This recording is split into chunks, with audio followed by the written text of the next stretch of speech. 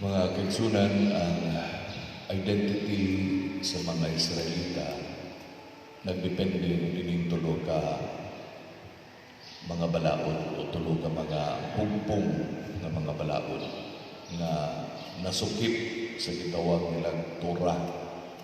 Ang Torah mao kana ang Pentateuch, no? Ang first 5 books in the Old Testament, no? Genesis, Exodus, Numbers, Leviticus, o Deuteronomy.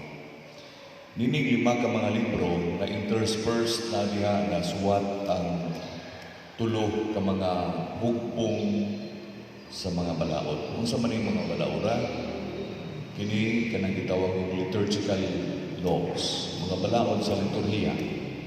Kanang nag-refer na sa pag-ampo, pagsimba sa Dios, no? So, naliha ang liturgical laws na sa Numbers, na sa tanan, interspersed na siya, na sa Deuteronomy, Leviticus. Ang ikaduha nga hugpong sa balaod, kanang gitawag og ritual laws. Ritual laws. Mga balaod, kining mahitungod sa ritual, purity, cleansing, kanang paghimlo, ng usay kanon, usay dili kanon, kanang paglimpyo sa kaugalingon, paghugas, tanan. No? Muna gitawag og ritual laws. Ay katulong nga hugpong, kanang gitawag og moral laws. Moral. Ang kandak sa mong kinabuhi, usay sakto, usay dili, usay angay buhaton, usay dili angay buhaton. Mo kana ang standard nila sa ilang pagka-Israelita. Ang moral law, mao gina ang unod, no? Sa ilahang pagkasila. Of course, ining tulo nag-combine ka na o naadiha mabasa sa 5 ka libro. Now, diha sa liturgical laws, karong panahon na, nilimingon ta nga, wa na siguro na, naagyapon, no? Magisguta o sakripisyo, magisguta o pari, magisguta o insenso. Sa karaang panahon, naagyapon na karon, no? Pero gitagaan lamang o bag-o nga kahulugan. For example, magisgot o lamb, no? Kanang karnero. Ang ilang karnero niya to, real ka karnero. Karon ang karnero nga itong isgutan diha sa Eucharistia, mo si Kristo ang nahimo nga sakripisyo sa misa. In other words, ang Old Testament nga mga balaod sa liturhiya, daghan na napaghapon karon, although lahi na kahulugan. Kini gitawag og moral laws, naghapon, no? Kanang 10 Commandments, for example, no?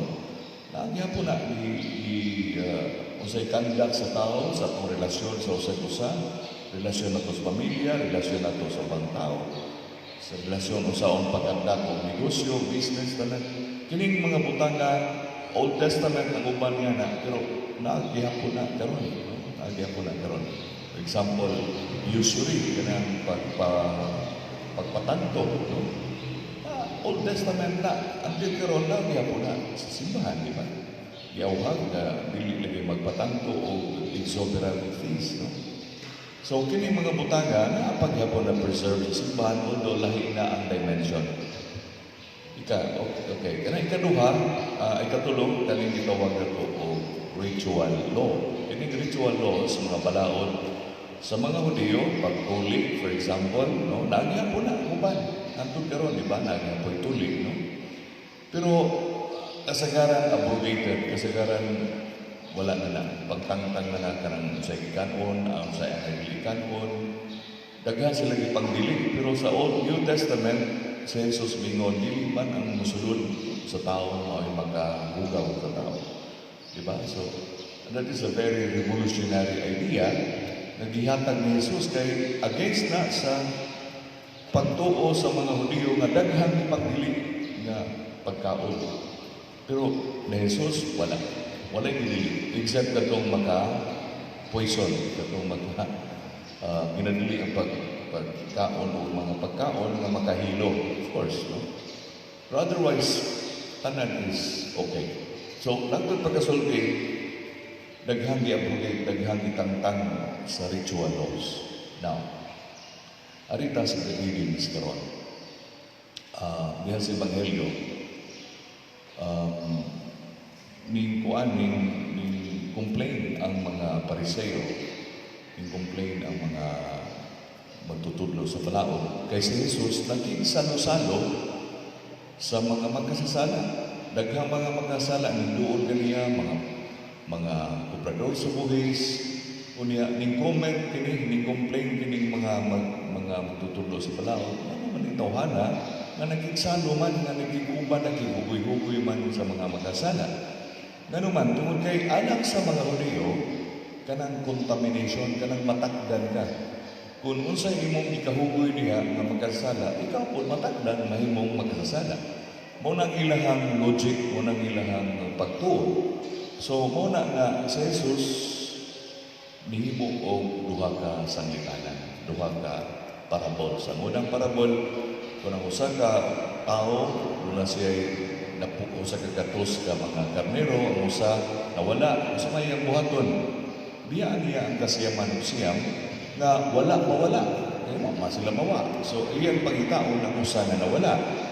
Unya pagkahuman iyang pasanon meaning close to his heart, di ba? Kung pasaan ka, imo man ang iduol niya sa mutugan. Tungod kay gugma, nahigugma siya, pinangga niya ang tao, bisan pa kung magkasasala, bisan pa kung nawala, muna ngayang pasanon pagbalik, dili niya bulalan, dili niya kasampan, tural, iyang pasaan, no? So, that shows God's love, that shows God cares for all of us, even the sinners, no? Even so, and more so, sa mga makasasala, kanatok na mga makasala. Unya, iya pag yung gihatagan ng laing sanglitanan, may usa ka papay nga dunay napulo ka tagsa kadako. Nawala ang usa nini, unya iya gipangita. Can you imagine? Mangita siya. Unya, bahantod na nakita niya, disengking sa katong karnero nga nawala. Sa diha nakapagano sa iyang gibuhat, iyang imbitar ang mga tao. Naghudyaka sila, nag-celebrate sila, ning gasto siya mas dako pa kaysa nawala, no, di ba? Usa ka dako nawala nya nagpakaon ka imbitar mo mga silingan pila may gasto nimo labaw pa kaysa usa ka dako. Pero dili man na mo'y point. Ang point is ang nawala imong gipangita, no? Ang nawala imong gipangita. Now, mga kaigsunan, nadinhi ang interesting na point, no? Karong panahon na sa atong present situation sa simbahan, ato ka sa mga dagkong syudad, bisan labi na karon panahon sa pandemya, kung sa may makita nato sa simbahan. Dunay mga comment o dunay komentaris nga ingon nga nabali ang sitwasyon. Ang kasiyaman ug siyaman tuwa sa gawas, ang usa nasa sud. No? Meaning, mas gamay, mas jutay ang naaninhi apan ang daghan nawala. Ang jutay naa katong manimbahay, kamo nga ni ang kanunay. Pero ang kasagaran ay na balik, di ba? Sa parabol ni Kristo, ang kasiyaman ug siyaman naa intact, ang usa nawala. So karon nabalik ang sitwasyon sa atong simbahan. Ang usa o 1% o pila ka percent niya na intact katong naa kanunay, pero katong naa sa gawas moto ang siyam o katong kasiyaman o siyam nga nawala. Now, sa may gibuhat sa simbahan, it seems that ang simbahan comfortable lang nato nini, okay ra, walay effort nga gihimo kayo siguro nato nga mangita sa mga kasiyaman o siyam, and more so, we're not even willing to spend the resources of the church in order to look for the 99. No? Gusto ta nga hakop, no? Kubra. Pero wa ta mo gasto, wa ta mo gamit ang resources pagpangita sa mga 99 na nawala. No?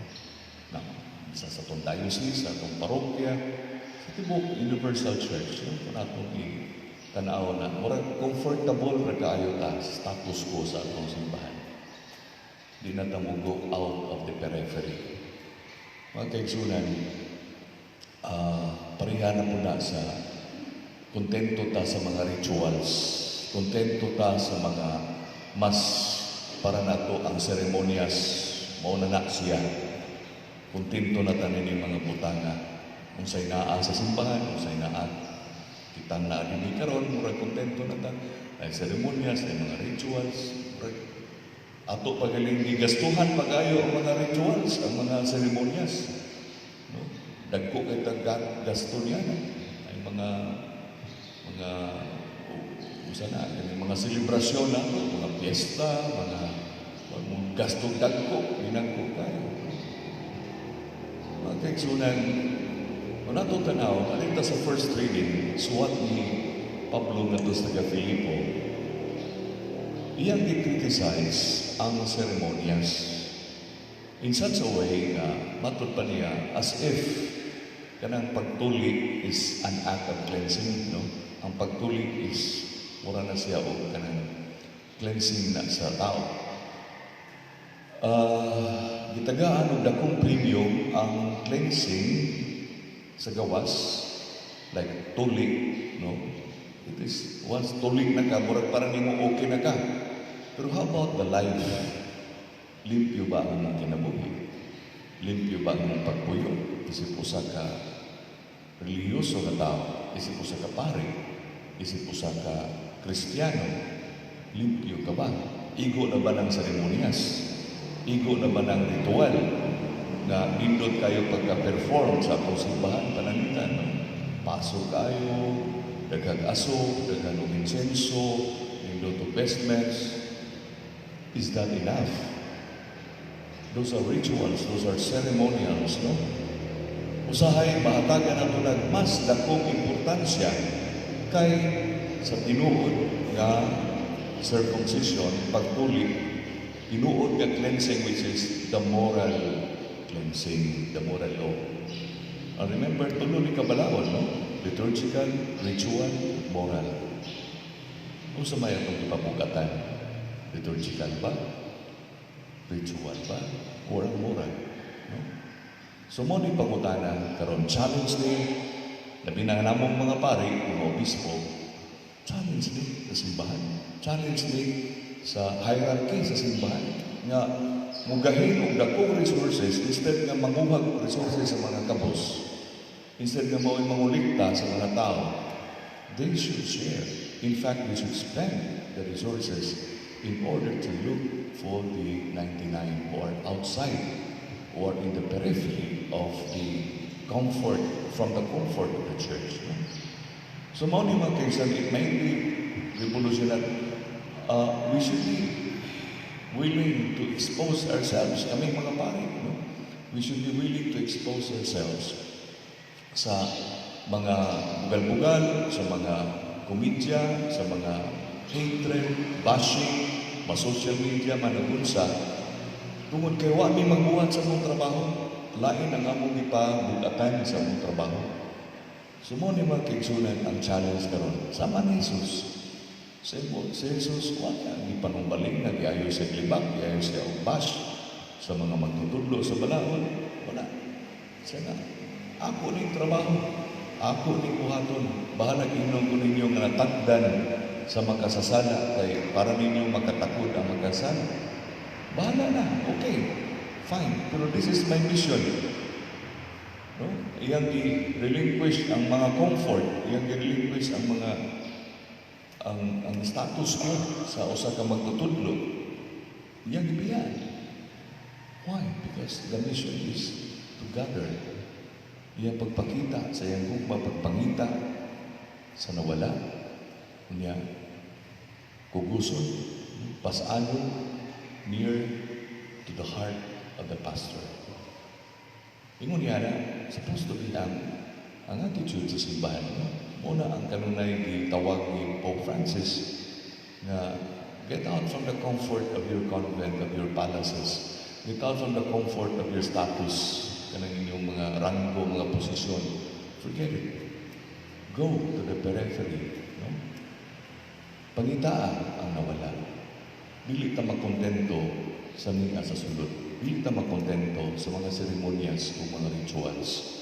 Yes, they may be important, but don't put too much importance on these things more than the moral, more than the real circumcision, which is purity of heart, more than the real cleansing, which is purity of mind and heart.